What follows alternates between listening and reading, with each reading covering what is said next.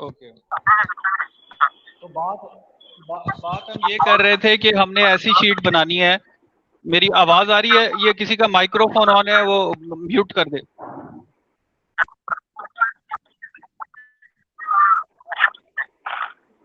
Participants आप में से किसी का माइक्रोफोन, अरसलान अपना म्यूट कर दो। ओके। तो मैं ये कहना चाह रहा था, आपने ऐसी एक्सेल शीट बनानी है जिसमें वैल्यूज कल को कोई चेंज कर दे तो आपके पास रिजल्ट जो है ऑटोमेटिकली चेंज आ जाए, आपको कैलकुलेट करने की जरूरत ना पड़े। अब देखें, यहाँ मैंने नाइट्रोजन की क्या की, 85 कर दी। यहाँ मैं कर देता हूँ 70। ठीक है, तो मेरे पास क्या आ जाएगा, ये भी वैल्यू चेंज हो गई टोटल की, यहाँ पे भी चेंज हो गई, ऑक्सीजन सप्लाइड बाय एयर जो है उसकी कैलकुलेशन भी चेंज हो गई। तो आपको जो एक्सेल शीट पे करवाने का मकसद ये है, एक तो आप असाइनमेंट बना लेंगे, ये आपके पास फ्यूचर के अंदर ये एक पड़ा रहेगा कि जी हमने ऐसी एक्टिविटी की है, तो वो जो है लास्टिंग एक्टिविटी है। ठीक है, समझ आ रही है मेरी बात? मेरी बात आप लोगों को समझ आ रही है? Yes sir. Yes sir. Sir ये सेल रिप्लेस करना दोबारा बताएं जरा। सेल रिप्लेस करना ऐसे है, जैसे ये 85 है ना, मैं चाह रहा हूं कि यहाँ की जो भी वैल्यू चेंज हो कल को वो इस सेल में आ जाए। तो मैंने इसे क्या किया, इस सेल के अंदर इज इक्वल टू का साइन, और साथ ही मैंने वो जो सेल का जो नंबर बनता है इज इक्वल टू करेंगे आप। ठीक है, इज इक्वल टू यहाँ लिखा, फिर आप दबाएंगे शिफ्ट, शिफ्ट दबाकर आप वो सेल सेलेक्ट कर लेंगे। ठीक है, सेल के ऊपर क्लिक करेंगे तो वो सेल वहां पर आ जाएगा, आप एंटर प्रेस कर देंगे। एंटर प्रेस किया, आपके पास जो है वो जो वैल्यू उस सेल की होगी वो यहीं पे ट्रांसफर हो जाएगी। ये ऊपर नजर आ रहा है फॉर्मूला बार के अंदर, is equal to H9। Clear हुआ इस चीज को? जिसने क्वेश्चन किया था ये क्लियर हो गया? अच्छा, जी अब सर हो इसमें गया। हमने यस सर, क्लियर हो गया। इसमें हमने जब फॉर्मूला लिखना है, सबसे पहले हम क्या लिखेंगे, मैं ये दोबारा रिपीट कर देता हूँ। सबसे पहले हम क्या लिखेंगे, is equal to. Is equal to लिखने के बाद मैं चाह रहा हूं कि नाइट्रोजन के मोल्स आए, तो नाइट्रोजन के मोल्स मैं यहां से उठा लूं या फिर ये वाला सेल ले लूं। ठीक है, मैं यहां से ले लेता हूं। ठीक है, अब ए की वैल्यू आएगी, तो ये सेल लिया मैंने। उसके बाद ये स्टेरिक का साइन, मतलब मल्टीप्लाई बाय, और ये 21 डिवाइडेड बाय 79। ठीक है, ब्रैकेट क्लोज। ये मैंने एंटर किया तो यहाँ पर वो उसे कैलकुलेट कर देगा, और अगर इसका फॉर्मूला देखना हो तो यहाँ पे ये फॉर्मूला शो हो रहा है। D9 के अंदर वैल्यू, D9 सेल के अंदर जो वैल्यू है, मल्टीप्लाई बाय 21 ओवर 79। तो हमने ये ऑक्सीजन सप्लाइड कैलकुलेट कर ली। आगे हम देखते हैं हमारे प्रॉब्लम में उसने क्या किया था। आगे था oxygen reported in flue gas. ठीक है, फ्लू गैस के अंदर कितनी ऑक्सीजन थी। ठीक है, तो ये हम लोगों ने, अब ये हम यहाँ पे मेंशन कर सकते हैं, ऑक्सीजन रिपोर्टेड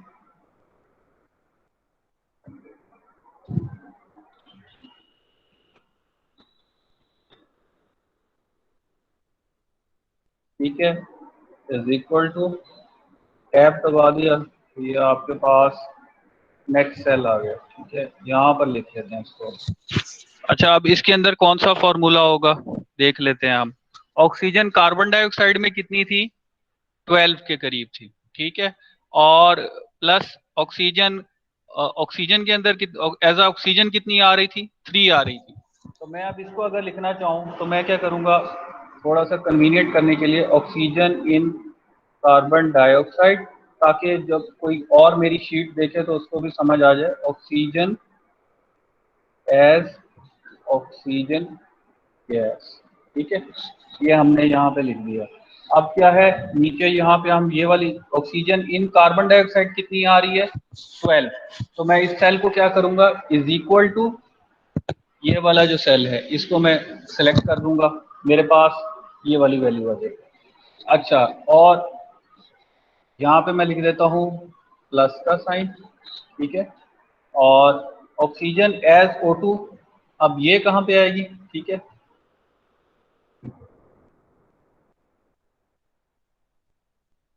क्या इसको आप जो है यहाँ पे प्लस ना लिखेंगे तो ये प्लस जो है ना, जब भी लिखेंगे फॉर्मूला के इसमें आ जाएगा।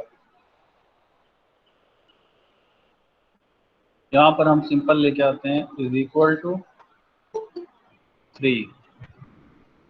ठीक है, 12 प्लस 3। अब यहाँ पे मैं टोटल लिख देता हूँ कि टोटल कितनी है। इसी को मैं यहाँ से कॉपी कर लेता हूँ, इस सेल को।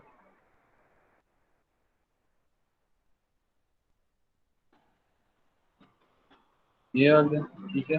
अब टोटल कैसे आएगी? टोटल यहाँ पर आएगी हमारे पास is equal to this cell plus this cell, ठीक है।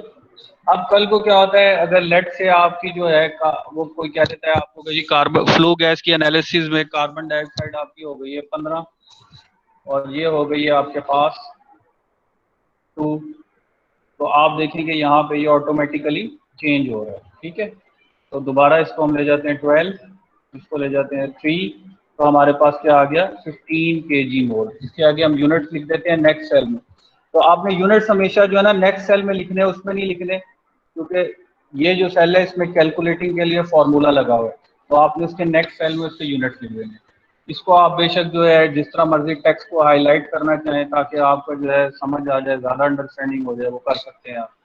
तो इसकी समझ आ गई कि मैं आपको एक्सेल शीट के ऊपर क्यों करवाना चाह रहा हूँ ये प्रॉब्लम्स। स्टूडेंट्स, इसकी आप लोगों को समझ आ जी गई है? जी जी सर। सर इसको इस एक सिर्फ एक एग्जांपल के तौर पे इसको कंप्लीट करवा दें, अच्छी समझ आ रही है, मतलब कि आगे आगे वाले सब क्वेश्चन जो है इजीली एक्सेल पे हो सकते हैं। इसको कंप्लीट करवा दें जैसे ये भी कर रहे हैं ना आप, थोड़ी थोड़ी छोटी छोटी चीजें जो हैं वो हर बार समझ आ रही है नेक्स्ट स्टेप में या। चले मैं करवा देता हूँ। O2 unaccounted reacted with hydrogen, ठीक है। O2 अनअकाउंटेड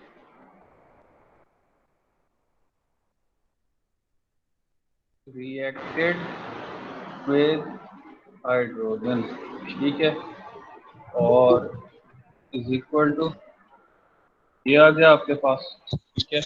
और ये कैसे कैलकुलेट की हुई है? ये कैलकुलेट की हुई है जी, टोटल आपके पास कितनी आई थी, ऑक्सीजन कितनी सप्लाई की थी आपने? 22.59, ये जो हमने ऑक्सीजन सप्लाइड निकाली, ठीक है। उसमें से फ्लू गैस में कितनी गई? 15, तो इन दोनों को माइनस करेंगे तो 7.59, ठीक है। तो आप यहाँ पे क्या करेंगे, इज इक्वल टू का साइन लगाएंगे, सही है। और ये वाली वैल्यू D10, जो D10 के अंदर वैल्यू है, ठीक है, माइनस का साइन और ये वाली वैल्यू, ठीक है। और आप इसको एंटर कर देंगे, आपके पास क्या आ रहा है यहाँ पे, ठीक है। अच्छा, एक इसको करने का तरीका आप ये देखें, ये बहुत ज़्यादा आगे डेसिमल तक कैलकुलेट कर देता है, तो उसके लिए एक फॉर्मूला यूज होता है राउंड ऑफ, ठीक है। आप इसमें इज इक्वल टू के बाद यहाँ पे देखेंगे तो यहाँ पे आपको लिखा होगा राउंड नंबर्स, ठीक है। तो ये राउंड ऑफ, अब मैं इसको कहाँ तक करना है राउंड, ये फॉर्मूला आप लगाकर इसके आगे आप लिखते हैं कॉमा, और इसको मैं कर देता हूँ 2, ठीक है। अब ये फॉर्मूला जो है एक्चुअली क्या करता है, फिगर को राउंड कर देता है। अब मैंने 2 लिखा था, उसके आगे राउंड ब्रैकेट में जो पूरा फॉर्मूला आ गया, फॉर्मूले के आगे कॉमा और 2। अगर मैं इसे 3 लिख देता हूं तो वो 3 डेसिमल प्लेसेस तक राउंड कर देगा। अगर 1 लिखूंगा तो 1 डेसिमल प्लेसेस तक राउंड कर देगा। तो आपके जितने भी फॉर्मूलाज है ना, अब ये वैल्यू राउंड ऑफ हो गई, तो देखें क्योंकि इसने इस सेल ने वो वाली वैल्यू पिक की थी, तो देखें इसकी वैल्यू भी ऑटोमेटिकली राउंड हो गई है, ठीक है। तो इसकी समझ आई है, ये O2 unaccounted reacted with hydrogen हमने कैसे निकाला है, ये समझ आ गई है? ये ये सेल सर। क्लियर हो गए, ठीक है। अच्छा, अब इससे आगे मूव करते हैं। ये देखें, हमने O2 unaccounted reacted with hydrogen निकालनी थी। स्लाइड के अंदर क्या था, O2 unaccounted reacted with hydrogen. इसके अंदर क्या प्रोवाइड किया हुआ है कि ऑक्सीजन जितनी सप्लाई की, जो हम पहले निकाल चुके हैं, ऑक्सीजन हमने यहाँ पे पिछली स्लाइड पे निकाली थी इस फॉर्मूले से, ये हमने सप्लाई की थी ऑक्सीजन, ये वही वैल्यू है। और O2 जो फ्लू गैस में आ रही है 15 kg मोल। अच्छा, इसमें सप्लाई में से ये वैल्यू निकालेंगे तो आपके पास अनअकाउंटेड या हाइड्रोजन के साथ रिएक्ट करने वाली वैल्यू आ जाएगी। अब इसको एक्सेल शीट में करने का क्या तरीका था, आप डायरेक्ट लिख सकते थे 22.59 माइनस 15, नहीं, हमने क्या किया, इज इक्वल टू का साइन डाला इस सेल के अंदर, ठीक है, इज इक्वल टू का साइन डाला। इज इक्वल टू के साइन के बाद हमने क्या किया है, हमने ये वाला सेल सेलेक्ट किया, ठीक है, मैंने क्लिक करके ये वाला सेल सेलेक्ट किया, माइनस ये वाला सेल सेलेक्ट किया, ठीक है, और मैंने एंटर प्रेस कर दिया, तो मेरे पास क्या आ गया 7.59 kg मोल्स, ठीक है। तो ये मैंने जो है इस तरह निकाला। अब क्या होगा, कल को अगर आपके यहाँ पे लेट से ये 20 हो जाए, ऑक्सीजन सप्लाई 20 हो गई, तो ये सारे का सारा आपका क्या हुआ, ये भी चेंज हो जाएगा। ठीक है, तो इसकी समझ आ गई आप लोगों को? ये सर ये 7.59। हाँ जी। सर ये जैसे आप अभी आप फार्मूला लगा रहे हैं, अगर हम पेज पे सॉल्व करके करके उसको ऐसे ही एज इट इज लिखते हैं उसमें, तो वो एक्सेप्टेबल नहीं होगा, या फार्मूले लगा के ही करना है कि ऊपर वाले ब्लॉक से नीचे नहीं वाले जनाब, ब्लॉक से? फॉर्मूला लगाएंगे नहीं तो आपको फिर हर दफा नए तरीके से करना पड़ेगा ना, हर दफा फिर आपको वैल्यू सारी की सारी हर सेल की वैल्यू चेंज करनी पड़ेगी। फॉर्मूला लगाने का मकसद ही ये है कि आपको सिखाया जाए, ताकि आप इधर में, अब क्या होगा, मैं जब ये पूरा प्रॉब्लम कर लूंगा ना यहाँ एंड तक, तो फिर मैं सिर्फ ये वाली परसेंटेजेस चेंज करूंगा, सारी की सारी वैल्यूज ऑटोमेटिकली कैलकुलेट हो जाएंगी, सिर्फ यहाँ पे परसेंटेजेस चेंज होंगी। ठीक है, यहाँ पे लेट से मैं इसको कर देता हूँ 10 और इसको कर देता हूँ 5।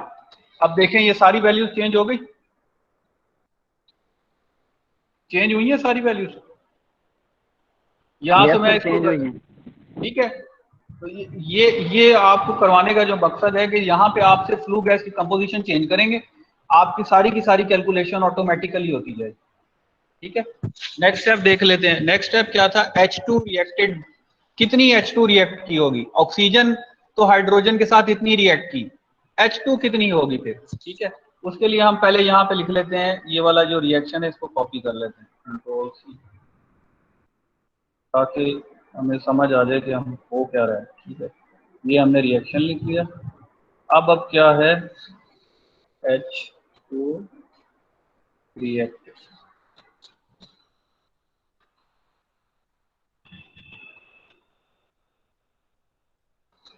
Is equal to H2। उसके बाद अब देखें H2 रिएक्टेड कैसे निकालेंगे। ऑक्सीजन का एक मॉलिक्यूल हो तो हाइड्रोजन के कितने होते हैं, 2 मॉलिक्यूल्स रिएक्ट करते हैं वाटर बनाने के लिए। ऑक्सीजन का एक मॉलिक्यूल हो तो हाइड्रोजन के कितने होते हैं, 2 मॉलिक्यूल्स। अब हमारे पास ऑक्सीजन के कितने थे, 7.59, तो हाइड्रोजन के कितने रिएक्ट करेंगे, 7.59 मल्टीप्लाई बाय 2। तो मैं उसको निकालना चाहूं तो मैं इस सेल के अंदर इज इक्वल टू का साइन लगाऊंगा, ये 7.59 वाले सेल को सिलेक्ट करूंगा, मल्टीप्लाइड बाय 2, तो मेरे पास क्या आ जाएगा, केजी मोल आ जाएंगे जो हाइड्रोजन के रिएक्ट किए हैं। अच्छा, इसको भी जो है हम थोड़ा सा हाईलाइट कर लेते हैं, ठीक है, ताकि आगे हम देख सकें। देखें यहाँ पे क्या है, 15.8 केजी मोल, ऐसे ही निकाला हुआ है ना। अब अगर हम केजी एटम्स निकालना चाहें, हाइड्रोजन के केजी एटम्स, मैं यहाँ लिखता हूँ हाइड्रोजन रिएक्टेड केजी एटम्स, ठीक है। तो वो कैसे निकालेंगे, इस सेल के अंदर आएंगे, is equal to 15.8 multiplied by 2, तो आपके पास क्या आ जाएगा, ये हाइड्रोजन के इतने केजी एटम्स ने रिएक्ट किया, यही निकाला हुआ है आपके पास, देखें 30.36 केजी एटम।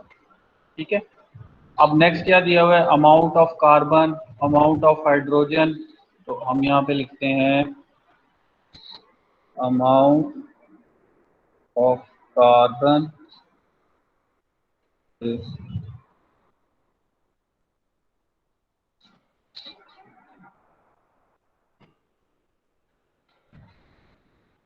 कार्बन हमारे पास कितनी है, यहाँ पे देखें, कार्बन हमारी फ्लू गैस के अंदर किस में है, सिर्फ कार्बन, कार्बन की बात की जाए, कार्बन एटम्स, तो वो सिर्फ कार्बन डाइऑक्साइड के अंदर है, और कितने हैं, 12 है। तो हम यहाँ पे कैसे लिखेंगे,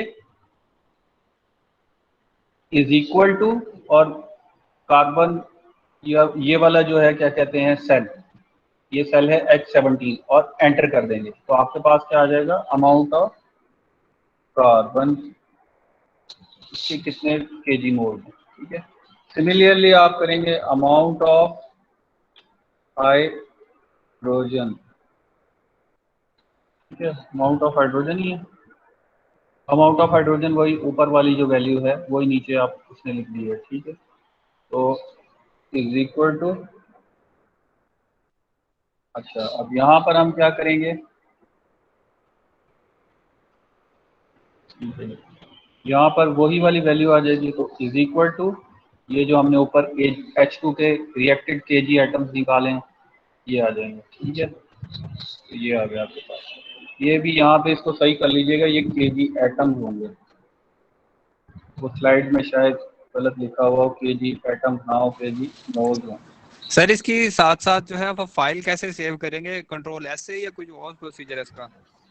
आप ये वाली शीट डाउनलोड करेंगे, उसमें आप ये बना लेंगे, तो आप फाइनली जो है इसको यहाँ पे सेव करना है, आप इसको कीजिएगा फाइल सेव एज, ठीक है। यहाँ पे आप असाइनमेंट फ्यूल एंड एनर्जी, इसके आगे अपना डैश लगा के अपना जो है ना रोल नंबर लिख दीजिए, ठीक है। रोल नंबर जो भी आपका है CHEN 18111 समथिंग, ठीक है। वो आप डेस्टिनेशन देंगे नहीं, उसमें काम करते हुए सर अगर हम चाहें कि 2-3 हमने स्टेप लगा लिए उसके बाद अब सेव करना चाहते हैं हम, तो वो वैसे ऑप्शन नहीं है? वो फिर ये होता है कि आप किसी नाम से सेव कर लें, फिर उसको आप यहाँ पे क्लिक कर दिया करें, बस वो उसी फाइल में सेव होती रहेगी, जो जो चीज़ें आप चेंज करते रहेंगे वो उसी में सेव होता रहेगा। आप एक दफ़ा उसे किसी डेस्टिनेशन पे फाइल को सेव कर लें, लेट से मैं इसे अपने डेस्कटॉप पे यहाँ पे कर लेता हूँ, ठीक है। मैं इसे सेव कर लेता हूँ CHEN 181110001, ठीक है। ये मेरा फर्स्ट रोल नंबर है, इसको जो है ब्राउज किया मैंने और इसको मैं डेस्कटॉप पे सेव कर लेता हूँ, ठीक है। अब ये फाइल सेव हो गई, ठीक है। अब मैं तो जो 3-4 सेल बनाए, मैंने पूरी असाइनमेंट नहीं बनाई, मैं उसको यहाँ पे सेव दबाकर इसको बंद कर दूँ तो वो जो भी चेंजेस हैं वो सेव हो जाएगी, ठीक है। और नेक्स्ट टाइम जब मैंने इसे ओपन करना होगा तो मैं इसे जाकर वह डेस्कटॉप से ओपन करूँगा, तो जितना मैंने फाइल के ऊपर काम किया हुआ है उतना वो मुझे शो करवा देगा, ठीक है। तो आपने ये देखें ये दो सेल कैसे आए, ये वाला सेल मैंने डुप्लीकेट किया है H7 से। H7 सेल कौन सा है, ये वाला, ये कार्बन सिर्फ कार्बन डाइऑक्साइड के अंदर, ठीक है, ये H7 सेल है। और अमाउंट ऑफ हाइड्रोजन कहाँ से ली, ये वाला सेल, जो वैल्यू यहाँ पे आएगी वही हमने यहाँ पे डुप्लीकेट कर दी, ठीक है। नेक्स्ट स्टेप जो इसमें इंपॉर्टेंट था वो ये था कि आपने रेशो निकालनी थी atoms of hydrogen two atoms of carbon, ठीक है। तो यहाँ पे हम लिखते हैं रेशो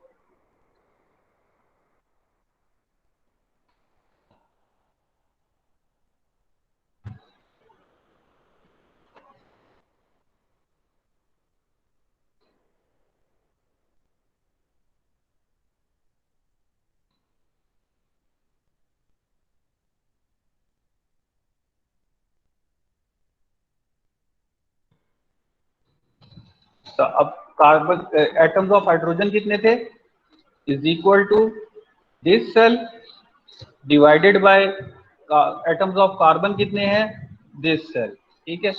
एंटर किया, आपके पास यहाँ पे क्या आ रही है 2.53, सही आ रही है गलत आ रही है, 2.53 आ रही है, ठीक है, 2.53 वही वैल्यू आ गई।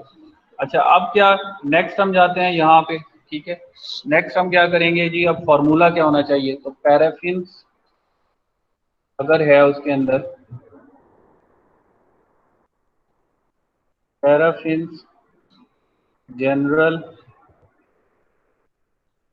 Formula is equal to, sir जी थोड़ी स्क्रीन को थोड़ा जूम कीजिएगा अगर पॉसिबल है तो। हाँ मैं कर देता हूँ, अब विजिबल है,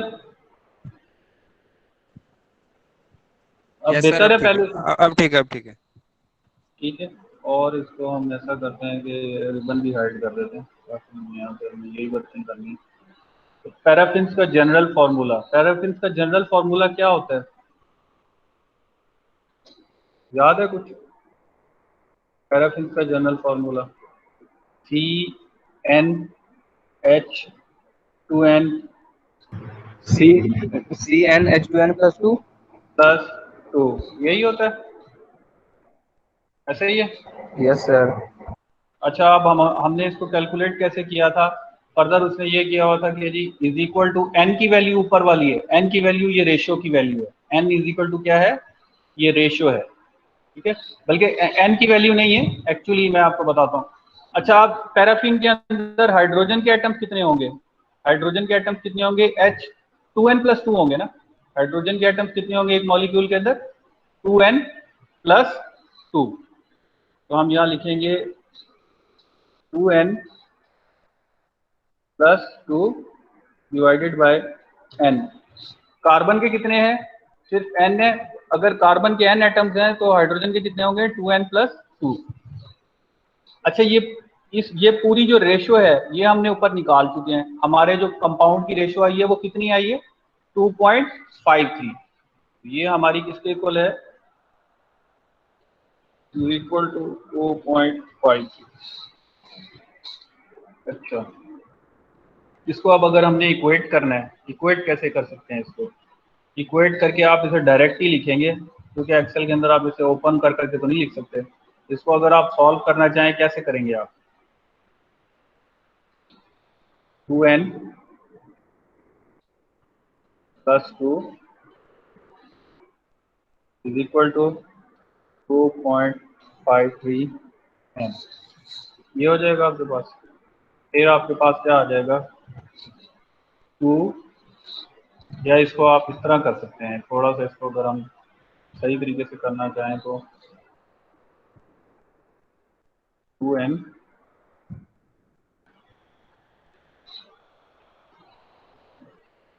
टू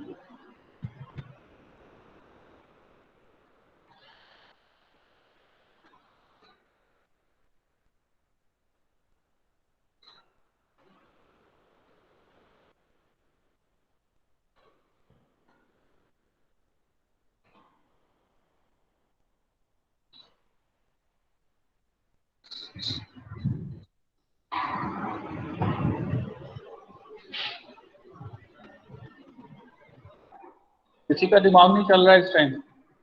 सर ये n की वैल्यू 1 पुट कर दें। n की वैल्यू 1 नहीं पुट करनी है, n की वैल्यू हमने निकालनी है। एक्चुअली ये इक्वेशन लिखी किस लिए गई है? ये इसलिए लिखी गई है, इसमें देखें इस इक्वेशन में कितने अननोन है? n है ना, n की वैल्यू अननोन है ना। आप इसे रीअरेंज करके n की वैल्यू निकाल सकते हैं, ठीक है।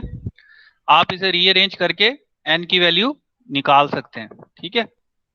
इसको मैं थोड़ा सा और सही कर देता हूं ताकि आप लोग थोड़ा कंफ्यूज ना हो जाएं। n एक्चुअली डिवाइडेड है यहाँ इस पूरे फैक्टर के साथ, तो ये वाला n यहाँ पर चला जाएगा तो 2.53 से मल्टीप्लाई हो जाएगा। अब फर्दर अगर इस इक्वेशन को लिखना चाहें तो हमारे पास क्या आएगा? 2 is equal to 2.53 minus 2 bracket, और मैं n को कॉमन ले लेता हूँ, तो यही वैल्यू बनेगी आपके पास, यही चीज बनेगी ना, यही चीज बनेगी आपके पास। Yes sir. Is equal to 0.53 n। तो n फर्दर क्या हो जाएगा आपका? n मैं यहाँ पे लिखना चाहूँ तो इज इक्वल टू, इसको हम नेक्स्ट टैब में लिखते हैं यहाँ पे, is equal to 2 divided by 0.53। अच्छा, ये अब मैनुअल है, क्यों? क्योंकि यहाँ पे मैंने जो है वैल्यूज देखें सेल में कौन सी दी है, 2 और 0.53।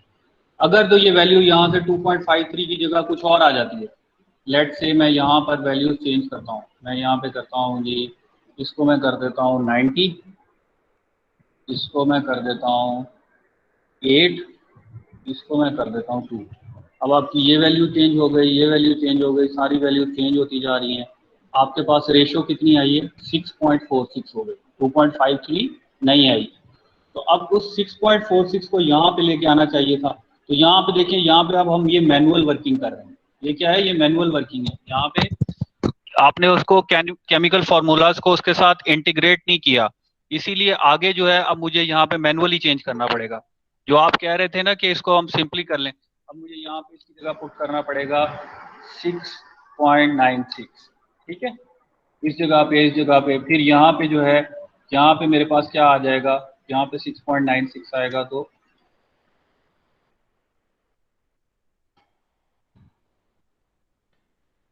ये आ जाएगा आपके पास 4.96, ठीक है।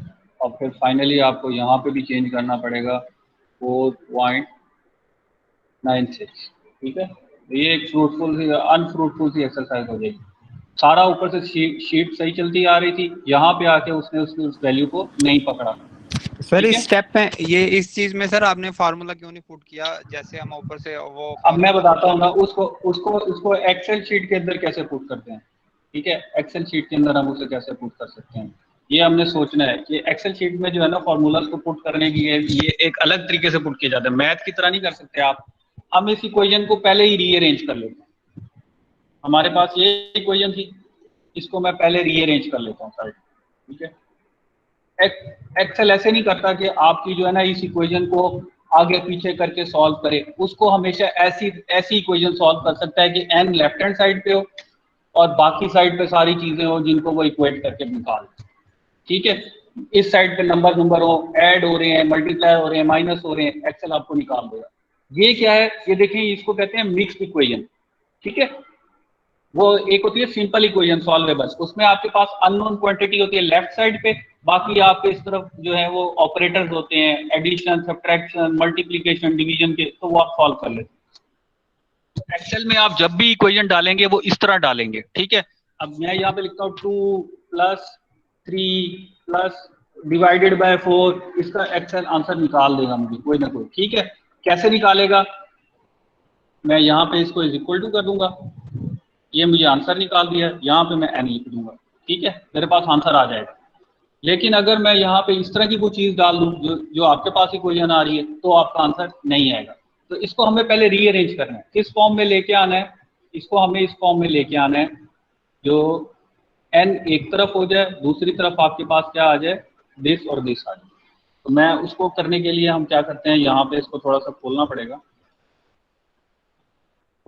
मतलब एक्सेल शीट जो है इक्वल के दूसरी तरफ जो है उसको सॉल्व नहीं करती। तो क्या करेंगे, मैं ये कह रहा था कि एक्सेल शीट जो है वो इक्वल के सेकंड साइड पे जो है वो उसको सॉल्व नहीं करती, ऐसे कह हाँ रहे हैं आप? वो उसको इक्वेशन को रीअरेंज करके सॉल्व नहीं करती। अब ये रीअरेंज किए बगैर सॉल्व हो जाएगी इक्वेशन, डायरेक्ट नहीं होती ना, इसको आपको पहले रीअरेंज करना पड़ेगा, एन एक साइड पे निकालना पड़ेगा, फिर ही आपकी सॉल्व होती है ना इक्वेशन ये। सर हम अदरवाइज इन्हें अलग सेल्स में पुट कर दें सर। सर इसको सर अगर ऐसा हो कि एन की दो वैल्यू मतलब एन के मतलब 2 डिजिट्स बन रहे हैं, 2n + 2n = 5 आ रहा है, तो तब भी जो है उसको फिर भी रीअरेंज नहीं कर सकेगा ना ये एक्सेल, नहीं कर सकेगा। अभी इसको हम करते जैसे हैं गिवन इस तरह कंडीशन करते है। हैं, इसको हम इस तरह करते हैं, कोशिश करते हैं। ठीक है, 2n + 2 है ना, तो +2, ठीक है, और इक्वल टू, यहाँ पे यार ये इक्वल टू जो है ना सिंबल सेलेक्ट करना पड़ेगा इसको।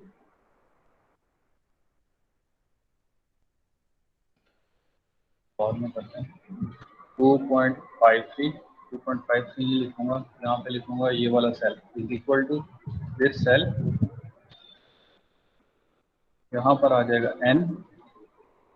ठीक है, और यहाँ पे हमें इक्वल टू, हम क्या करेंगे, इसको कॉपी करेंगे, कंट्रोल। अब ये टेक्स्ट को मैंने कॉपी किया तो ये टेक्स्ट आ गया हमारे पास, ये इक्वेशन बन जाएगी।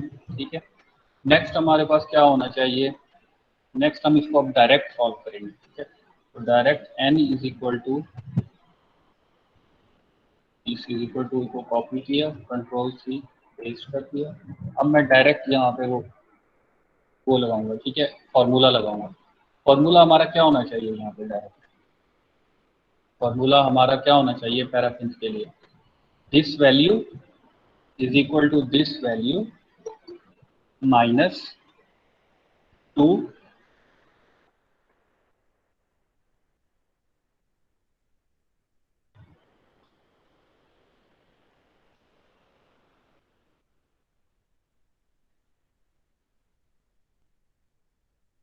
ठीक है, डिवाइडेड बाय, ये हमारा फॉर्मूला हो जाएगा। आपके पास क्या आ रहा है,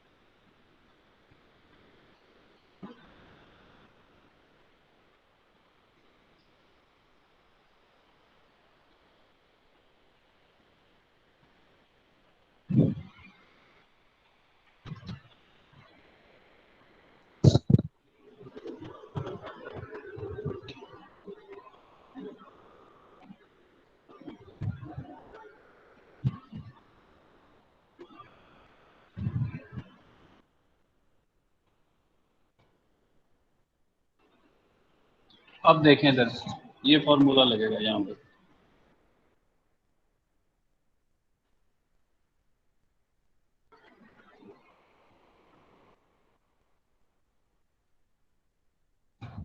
पॉइंट 77, ठीक है। यहाँ पर क्या वैल्यू आई थी हमारी स्लाइड्स के अंदर? 3.77, ठीक है, अप्रोक्सीमेटली 4 के करीब, ठीक है। तो मैं उसको फॉर्मूला यहाँ पे थोड़ा सा अरेंज कर रहा था। 2.53, ये जो E30 सेल के अंदर है ये वैल्यू होगी 2.53, माइनस इसे किसे करेंगे, जब ये 2n उधर चला जाएगा तो ये -2 हो जाएगा, ठीक है। और इस पूरे फैक्टर को हमने डिवाइड किस पे करना है, जो ये +2 वाला 2 है उसके ऊपर हम इसे डिवाइड करेंगे तो हमारे पास n की वैल्यू आ जाएगी। तो अब क्या है, अब अगर लेट से मैं यहाँ पे चेंज करता हूँ, देखिएगा ये ऑटोमेटिकली होगा 8, तो हम यहाँ कर देते हैं 8 + 6 7 15 होता है आपके पास। अब मैंने ये चेंज कर दिया, देखिए यहाँ पे ये वैल्यू भी ऑटोमेटिकली चेंज हो गई, ये 3.79 हो गई है, पहले यहाँ पे 2.53 थी, और ये n की वैल्यू भी ऑटोमेटिकली चेंज हो गई, ठीक है। n की वैल्यू भी आपके पास ऑटोमेटिकली चेंज हो गई। तो ये हम लोगों ने इसे ऑटोमेटिकली अब सेल को जो है अरेंज कर लिया। ये क्लियर हो गया स्टूडेंट्स? ये क्लियर हो गया स्टूडेंट्स? ठीक है, तो आगे अब मूव करते हैं।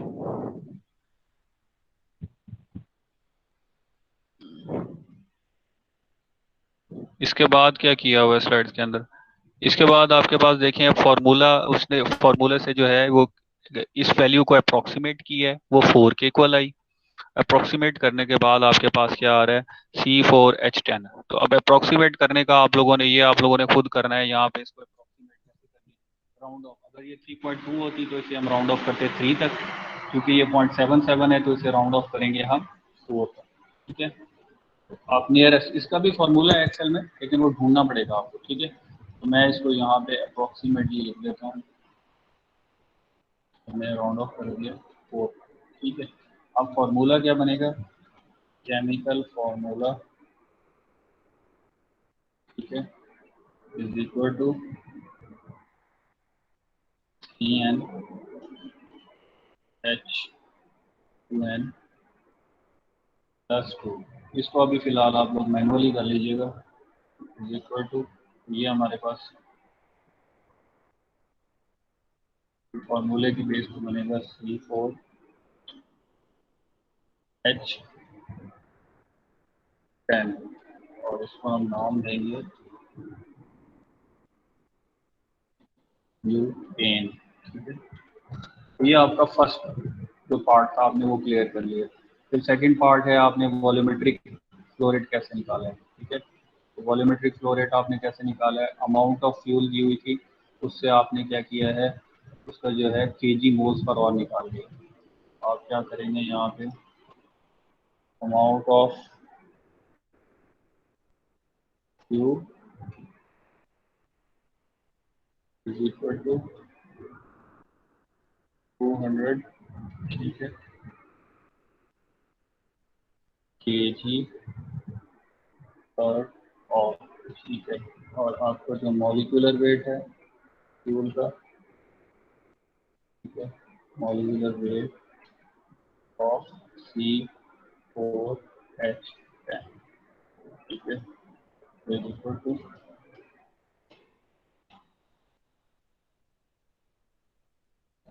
वो कितना है इसका 58 है, आप उसको काउंट कैलकुलेट भी कर सकते हैं, कैलकुलेट करना हो तो आप इस तरह कर सकते हैं, जैसे 4 एटम्स कार्बन के हैं मल्टीप्लाई बाय 12 प्लस 10 एटम्स आपके हाइड्रोजन के हैं मल्टीप्लाई बाय 1। ठीक है, ये आपके पास आ गया 58 किलोग्राम पर किलोग्राम मोल। ठीक है, ये यूनिट होते हैं आपके मॉलिक्यूलर वेट के। आप अगर निकालना चाहें अमाउंट ऑफ, सॉरी अमाउंट नहीं, KG moles per earth of fuel, ठीक है, इज इक्वल टू, तो आप क्या करेंगे यहाँ पर 200 डिवाइडेड बाय 58, आपके पास ये आ जाएगा 3.484882 समथिंग। सर जी अगर सर जी हाँ जी सर जी सर अगर हाँ हम जी ये हाँ चाह जी। रहे हो कि हमने मॉलिक्यूलर वेट भी हमने मैनुअली नहीं करना, फार्मूले के हिसाब से करना है, तब हमें इसकी तो वो मैंने इनपुट देनी पड़ेगी कि कार्बन कितने हैं ये और कार्बन हाँ हाँ, ये फिर आपको ऐसा है कि उसके लिए भी थोड़ा सा अगर और वर्किंग करें तो आप यहाँ से इस 4 से भी एक मैनुअल अभी तो हमने 4 से क्या किया है, यहाँ पे मैंने इसको टाइम सेव करने के लिए मैनुअली यहाँ पे ना 4 कैलकुलेट हुआ, मैनुअली मैंने लिख दिया C4H10। अगर आप चाहें तो इसको भी आप कोई फॉर्मूले की शक्ल दे सकते हैं। जब आप इसको यहाँ से इसके साथ कनेक्ट कर लेंगे, फिर आपको यहाँ से इसके साथ कनेक्ट करना इजी हो जाएगा, फिर आपको इस सेल को इसके साथ कनेक्ट करना पड़ेगा, तो फिर आप जो है इससे आज़ाद हो जाएंगे। ठीक है, जो भी कुछ आएगा तो वो आप जो है फिर यहाँ पे आपको चेंज नहीं करना पड़ेगा, ऑटोमेटिकली होता रहेगा। ठीक है, जी सर। ये राउंड वाला यूज़ कर लिया करें, क्योंकि 3 डेसिमल प्लेसेस तक आप या 2 डेसिमल प्लेसेस तक आप यूज़ करते हैं ना, उससे ज़्यादा फिर वो जो है ना वो एम्बिगुइटी वाली चीजें ही लगती हैं। ठीक है, अब क्या है, आपने कैलकुलेट क्या करना था, आपने यहाँ पे वॉल्यूम कैलकुलेट करना था और 20 डिग्री सी टेम्परेचर था और 1 एटमॉस्फेरिक प्रेशर था। तो हम यहाँ पे लिख देते हैं temperature, comma T is equal to 20 degree Celsius. अच्छा, इसको अगर हम केल्विन में कन्वर्ट करना चाहें, इज इक्वल टू हम क्या करेंगे इसे, इसके अंदर हम 20 की जो वैल्यू आएगी इसको मैं यहाँ पे ऐसे रखता हूँ,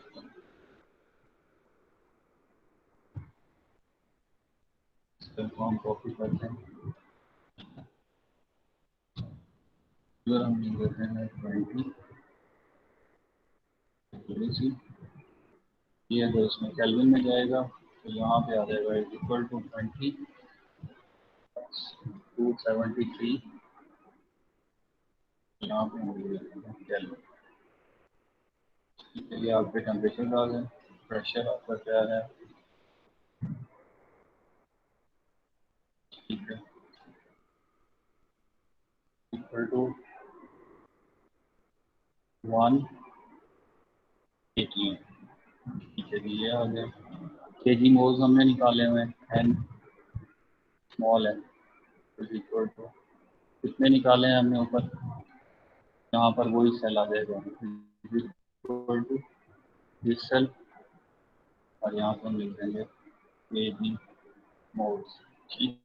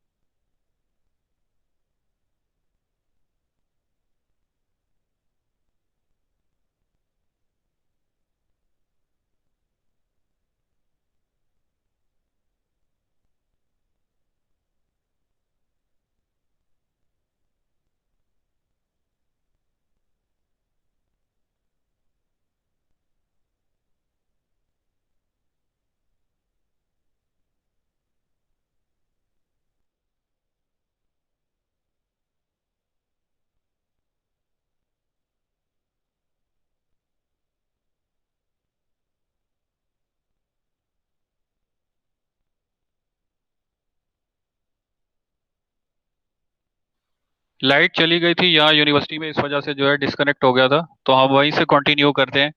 लास्ट हमारा स्टेप क्या था कि हमने वॉल्यूम कैलकुलेट करना है। तो वॉल्यूम के लिए रिकॉर्डिंग हमारे हो रही पास है क्या सर? क्या हम लोग, हमारे पास अवेलेबल है।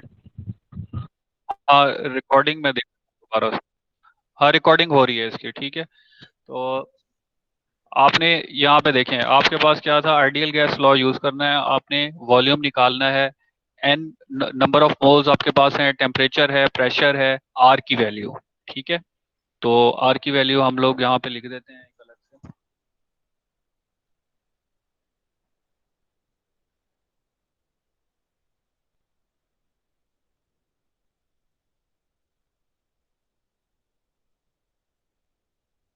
और इक्वल टू आर की क्या वैल्यू दी हुई है, 0.08206,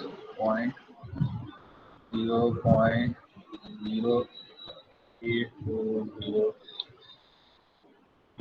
यूनिट्स इसके क्या है, यूनिट्स इसके क्या होंगे, आर के यूनिट्स कैसे आते हैं, आर किससे इक्वल होता है, TV PV over NT N T, ठीक है, ऐसे ही है। तो हमारे पास प्रेशर किस में है, एटीएम में, डॉट साथ उसके क्या है हमारे पास, वॉल्यूम। वॉल्यूम हम किस में निकालना चाह रहे हैं, मीटर क्यूब के अंदर, ठीक है। वॉल्यूम के यूनिट्स क्या होंगे यहाँ पे, मीटर क्यूब। और ये हमारे पास क्या है, केजी मोल्स, डॉट क्या, ये हमारे पास आखिरी यूनिट्स हैं इस वैल्यू के, ठीक है। अब हम यहाँ पे लिखते हैं V, V is equal to, आपके पास क्या आ जाएगा, इस सेल के अंदर हम यहाँ पे फॉर्मूला लगाएंगे, और वी इज इक्वल टू, यहाँ पे मैं बल्कि पहले फॉर्मूला लिख देता हूँ ताकि आप लोगों को क्लियर हो। V is equal to N R T over, sir जी अस्सलाम हाँ जी, वालेकुम। हाँ जी, क्या क्वेश्चन क्या है पूछें आप। सर जी, हाँ जी, सर मैं ये कह रहा था कि एक्सेल पे चूँकि सर क्वेश्चन ये है कि एक्सेल पे मैं फर्स्ट टाइम प्रैक्टिस थी, तो आप एक आध क्वेश्चन दे दें ताकि हम इजी कर लेते। बाकी अगर आप लिख के कह दें तो हम, ये होगा कि एक दफ़ा प्रैक्टिस हो जाएगी, फिर सेकंड टाइम जो है थोड़े ज़्यादा दे देना, मतलब 2 दे देना, 3 दे देना, ताकि इजीली जो है ना काम हो सके।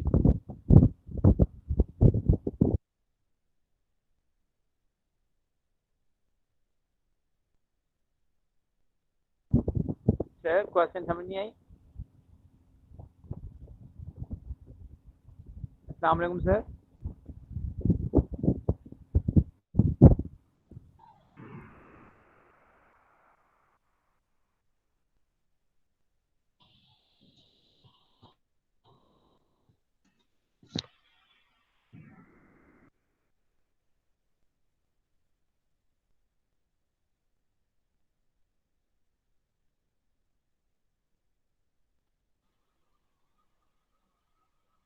अगेन लाइट चली गई थी, उसके लिए माजरत। यहाँ पे वो मेरे ख्याल में दोबारा उन्होंने जनरेटर चलाया था, फिर लाइट आ गई। तो ये मैं आपको कह रहा था कि आपका क्वेश्चन है कि एक प्रॉब्लम दे दूं। एक तो हम लोगों ने अभी इतनी सी देर में कर लिया है, ये बहुत छोटे छोटे प्रॉब्लम्स है यार, इनके पास 3 के तो आपके पास सोल्यूशन भी है, तो उसमें परेशान होने वाली तो कोई बात ही नहीं है। ये सेकंड प्रॉब्लम है, इसका भी आपके पास सोल्यूशन है। थर्ड है इसका, बल्कि हाँ, थर्ड और 3 के सोल्यूशन नहीं है, 2 के हैं। तो आपके पास, आप इसको ट्राई तो करें, अगर कोई ज्यादा मसला हुआ तो मैं इसका फिर देखेंगे। फिलहाल एक तो मैंने आप लोगों को सॉल्व करवा दिया यहाँ, ठीक है। तो ये जो लास्ट हमारा हमने उसमें एंटर करना था अब इस शीट के अंदर, वो ये था हमारे पास, वी वॉल्यूम निकालना था, एन आर। स्टूडेंट्स के सर लैपटॉप वगैरह नहीं है, मोबाइल पे टाइम लगता है। मोबाइल पे यार देखो, किसी तरीके से मैनेज करो इसे। अब ये मैं बताऊं, मैं तो इसे एलएमएस पे ही एक्सेप्ट करूंगा, एक दफा रिकॉर्ड में पड़ी रहेगी, फिर आप लोगों की चेक भी होती रहेगी इजीली, ठीक है। अब वो ईमेल में भेजेंगे, कुछ और तरीके करेंगे, या आप हैंड रिटन लिख के भेजेंगे, उसका फायदा कोई नहीं, ठीक है। हैंड रिटन में आपको इसके अलावा 10 क्वेश्चंस दे दूंगा, तो इसको आप किसी तरीके से अटेम्प्ट करो, कोशिश करो, हो जाएगा ये लैपटॉप वाला इशू जो है, किसी का कंप्यूटर तो होता ही है ना घर में, आप लोग मूवीज वगैरह देखते हो, कंप्यूटर नहीं है तो फिर आप लोगों के पास नेट कैफे तो है, नेट कैफे में जाके थोड़ा सा ट्राई कर लो। तो ये इसको असाइनमेंट को सीरियसली लें, कोई मुश्किल नहीं है, मैंने आपको दिखाया है यहाँ पे। सर नहीं है हाँ सर। जी,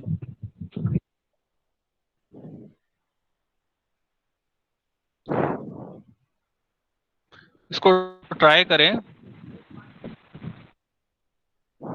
हाँ जी, हाँ जी, पूछें, क्या पूछ रहे थे सर आप? मैं पूछ रहा था कि ये पांचों के पांचों। हेलो, जी सर, आवाज आ रही है सर? हाँ जी, सर ये पांचों के पांचों प्रॉब्लम एक जैसे हैं, इन्हें एक्सेल पे। आवाज आ रही है, आवाज आ रही है अब। सर ये पांचों के पांचों प्रॉब्लम एक जैसे हैं, इन्हें एक्सेल पे पुट करना है सिर्फ हमें। हाँ, पांचों, हाँ, इस पे सॉल्व कर रहे हैं। अब देखें, ये सेकंड प्रॉब्लम आप लोग कर चुके हैं, ठीक जी है। जी इसमें सर। क्या निकालना है? Composition by volume of dry waste gas, percentage excess air, weight of water found per metre cube of gas burn, ठीक है। तो ये सारी चीजें, अब ये सेकंड प्रॉब्लम आप कर चुके हैं। यहाँ पे मैं आपको दिखा देता हूँ, ये आपने यहाँ पे पहले किया हुआ है। प्रॉब्लम नंबर 5 है मेरे ख्याल में, ये है। ये आज हमने करना था, ये वाला प्रॉब्लम, ठीक है। इसका सोल्यूशन अवेलेबल है, ये सारे का सारा सोल्यूशन इसका पड़ा हुआ है, ठीक है। प्रॉब्लम 6 है, इसका भी पड़ा हुआ है। प्रॉब्लम 7 प्रॉब्लम्स हैं, उनका सोल्यूशन आपके पास अवेलेबल है। 3 आपको मैंने ये प्रैक्टिस प्रॉब्लम दिए थे, ठीक है। ये फर्स्ट, ये सेकंड और ये थर्ड, ठीक है। ये इनसे देख के आप यहाँ पे कर लेंगे इजीली। अब हमने ये वाला प्रॉब्लम सॉल्व किया है, इसमें सारी की सारी चीजें हमने जो है वो फार्मूला टू फार्मूला कनेक्ट कर दी है। लेकिन इसमें क्या हुआ है, सिर्फ एक पॉइंट, एक ये वाला पॉइंट है, ठीक है। ये वाला सेल, ये इसके साथ कनेक्ट नहीं हुआ हुआ, ठीक है। इसके साथ कनेक्ट नहीं हुआ हुआ, और इसके साथ, इनके ये हमें सेल सिर्फ, इनके सेल्स अलग करके ये तो हो जाएंगे सर कनेक्ट। सर और स्क्रीन नहीं हाँ, आ वाला रही तो आपकी। बंद। ठीक है। स्क्रीन नहीं आ रही मेरी, एक मिनट।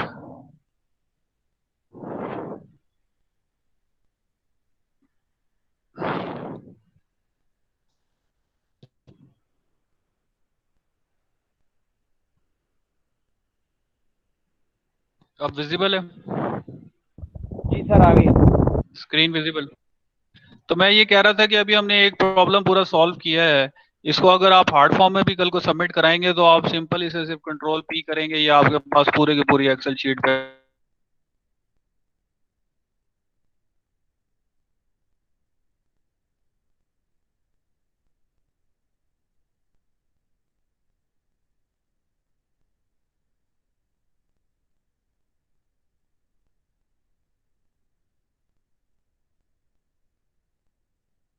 सारे का सारा प्रॉब्लम अटेम्प्ट करने की जरूरत नहीं है। सारी की सारी चीजें कैलकुलेट हो जाएंगी, सिवाय इन 3 सेल्स के।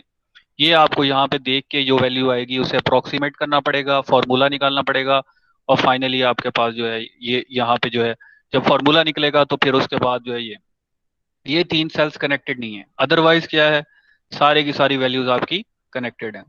तो इस तरह आपने ये सॉल्व करने हैं। अब किसी का कोई क्वेश्चन है तो पूछें सर ये स्टूडेंट्स। आपने जो 5 प्रॉब्लम हमें असाइनमेंट के लिए दिए हैं, ये इनमें से हमने खुद भी कोई सॉल्व करना है या सारे हाँ किए जी, हुए हैं और इन्हें एक्सेल पे उतारना है? इनमें से आपके पास जो है ना 2 प्रॉब्लम्स के सॉल्यूशन है उसमें, प्रेजेंटेशन में 3 आपने सॉल्व करने हैं, ठीक है। ये जो 3, 4, 5 है, ये आपने सॉल्व करने हैं, ठीक है। अब इनको देख लें, इजी है। अब ये प्रॉब्लम है, आप अभी तक जो अपने 4 प्रॉब्लम किए हैं ये आप सॉल्व नहीं कर पाएंगे। The exhaust gas from a hydrocarbon fuel oil, एक फ्यूल ऑयल है, उसको आपने कंबस्ट किया है फर्नेस के अंदर, तो उससे क्या हुआ है, गैस प्रोड्यूस हुई है, मतलब फ्लू गैस या एग्जॉस्ट गैस प्रोड्यूस हुई है। एग्जॉस्ट गैस की कंपोजिशन क्या है, ये है, ठीक है। आपके पास आपने कैलकुलेट क्या करना है, यहाँ पे एक्सेस एयर कितनी यूज हुई, और KG of dry air supplied पर केजी ऑफ ऑयल बर्न्ड, ठीक है। तो आपने एयर कितनी सप्लाई की पर केजी ऑफ ऑयल बर्न करने के लिए, ठीक है। तो जब आप सप्लाइड एयर निकाल लेंगे तो फिर आपके पास वो भी आ जाएगा। तो सबसे पहले आप फ्लू गैस का ही ले लेंगे जी के 100, अब बाय वॉल्यूम दी हुई है, तो यहाँ पे हम क्या लेंगे, 100 KG mole of dry exhaust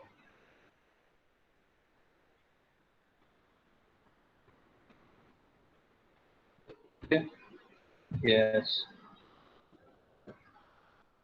ये आपकी हो जाएगी। उसमें अब नाइट्रोजन कितनी आ रही है, N2, ठीक है। N2 जो है आप इसमें से निकाल लेंगे, N2 ये वाला सेल जो है आपका आ जाएगा, ठीक है, is equal to this one.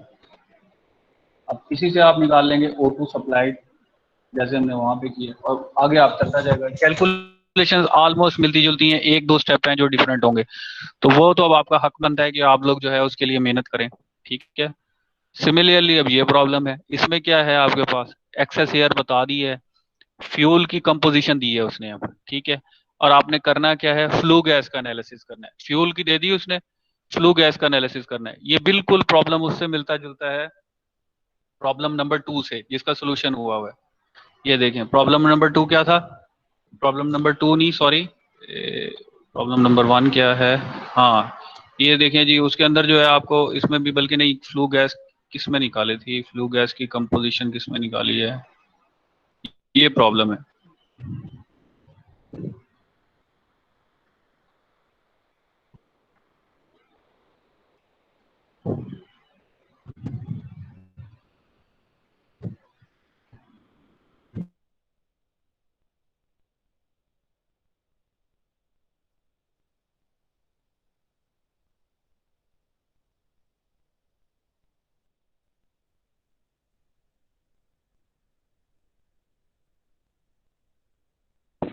Sir in problems की अंडरस्टैंडिंग के लिए हमें थ्योरी है दस्तियाब जहाँ से हमें फार्मूलाज मिल जाएं?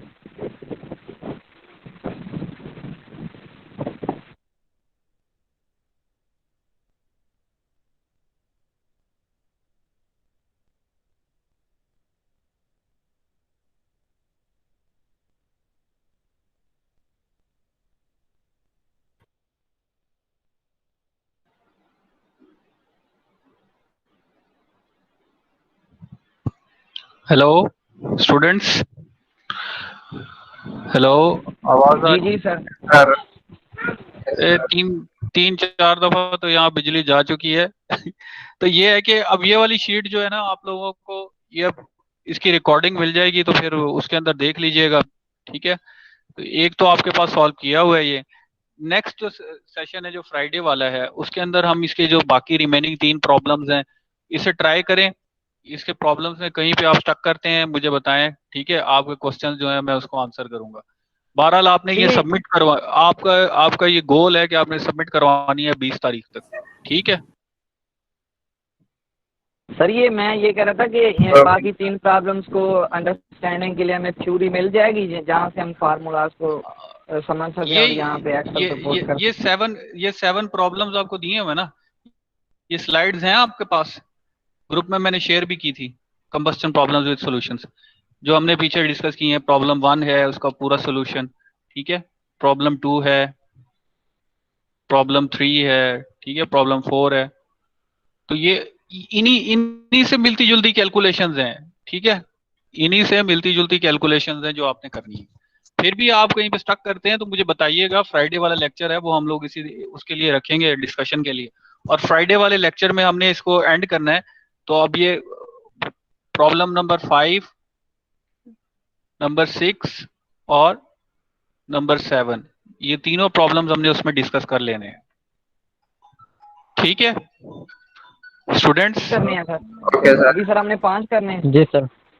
7 प्रॉब्लम्स हैं इसमें, और 3 जो हैं आपके पास क्या कहते हैं, वो जो प्रैक्टिस प्रॉब्लम्स थे, ठीक है, जो मैंने आपको एक्सेल की शीट में डाल दी है, ठीक है। 3 प्रॉब्लम्स थे ये एक्सेल की शीट में डाले हुए। प्रॉब्लम 1 प्रैक्टिस प्रॉब्लम जो है, प्रॉब्लम 2 है, और ये प्रॉब्लम 3 है, ठीक है। तो ये आपने कर लेने। क्लियर है? अभी किसी का काइंडली असाइनमेंट के बारे में कोई सर, ये काइंडली ये बता दें जो पहले 3 प्रॉब्लम्स हैं हमने वो करने हैं या अगले हमने करने हैं 3-4? आपने जो एक्सेल की शीट है उसमें, ये देखें, ये एक्सेल की शीट जो आप डाउनलोड करेंगे उसमें 5 शीटें हैं। ये प्रॉब्लम 1 की, ये 2 की, ये 3 की, ये 4 की, ये 5 की। आपने पांचों को कंप्लीट करना है। दो जो है उसमें से वो दो जो है,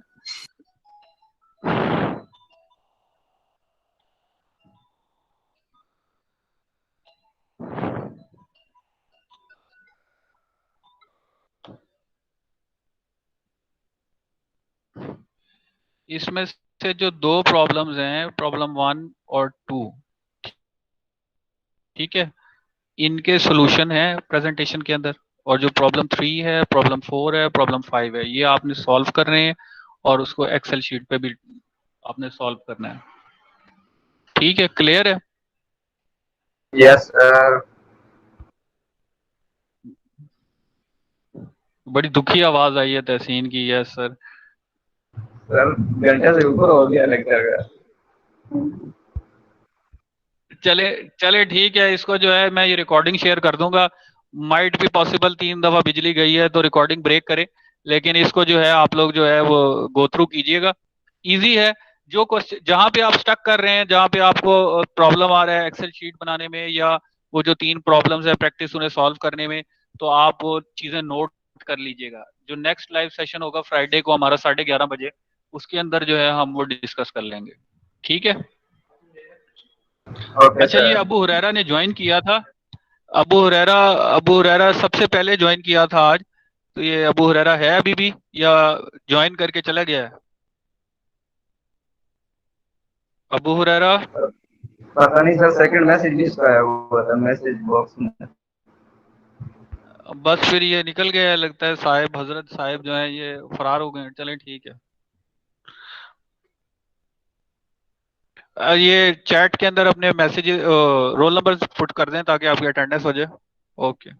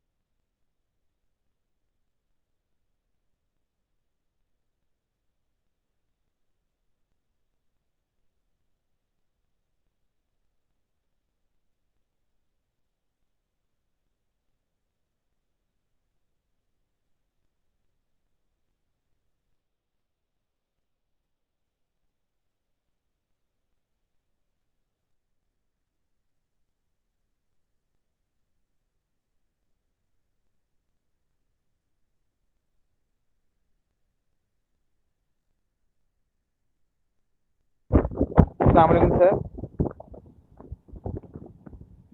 अस्सलाम वालेकुम।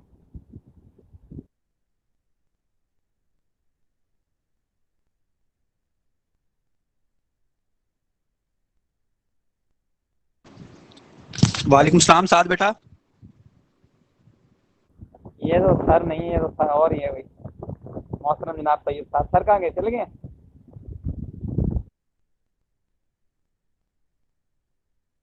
भाई यूनिवर्सिटी के हालात खराब है, बिजली नहीं बिल नहीं दिया उन्होंने मीटर काट दिया होगा, इस वजह से बिजली नहीं आती उधर। यार वो अपना वकील लेके पहुंच ना तैयब।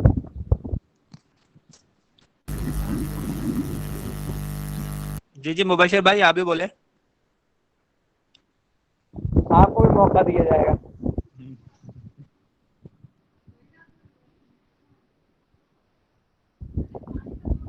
आप लोगों को मैं ये बता दूं, रिकॉर्डिंग लगी हुई है।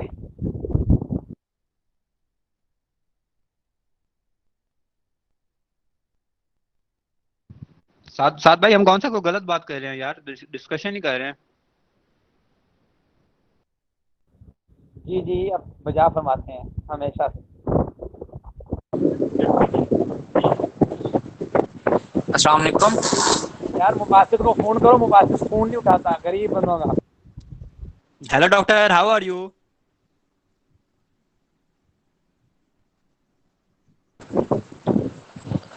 अस्सलाम वालेकुम यार, वो दोबारा बताना सर ने क्या बताया प्रॉब्लम्स का, मैं ये कह रहा हूँ कि कौन सी करनी है कौन सी नहीं करनी एक्सेल के मुबासिर को ऊपर। फोन करते हैं, मुबासिर उठाता नहीं, आप प्रॉब्लम का पूछ रहे हैं।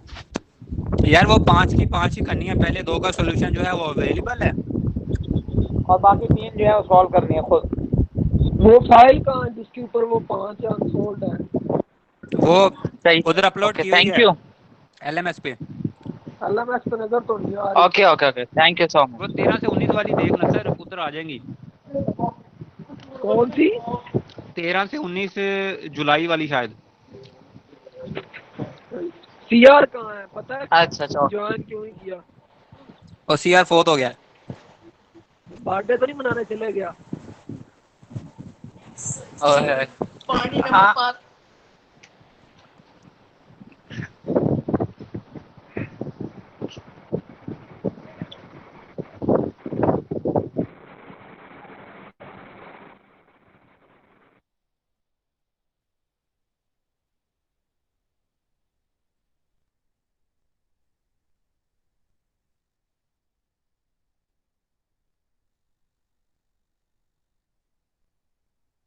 अस्सलाम वालेकुम बासित भाई। बासित